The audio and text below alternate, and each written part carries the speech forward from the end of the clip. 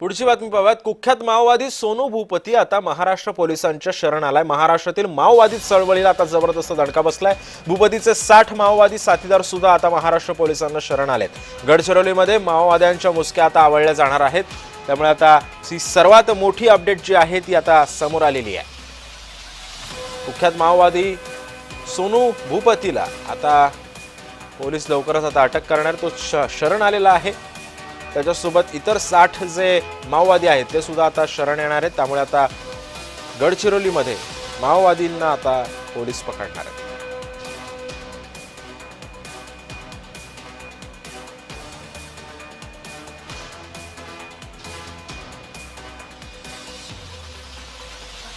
आपण पाहतोय की गडचिरोलीमध्ये आता माओवाद्यांच्या मुसक्या आवळल्या जाणार आहेत। कुख्यात माओवादी आता सोनू भूपती याला आता महाराष्ट्र पोलिसांच्या तो शरण आलेला आहे।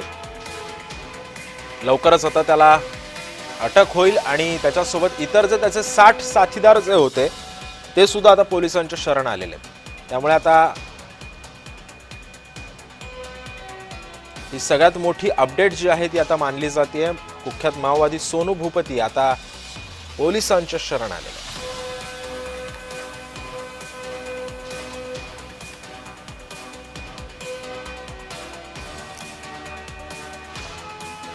कुख्यात माओवादी सोनू भूपती हा आता पोलिसांच्या शरण आलेला आहे।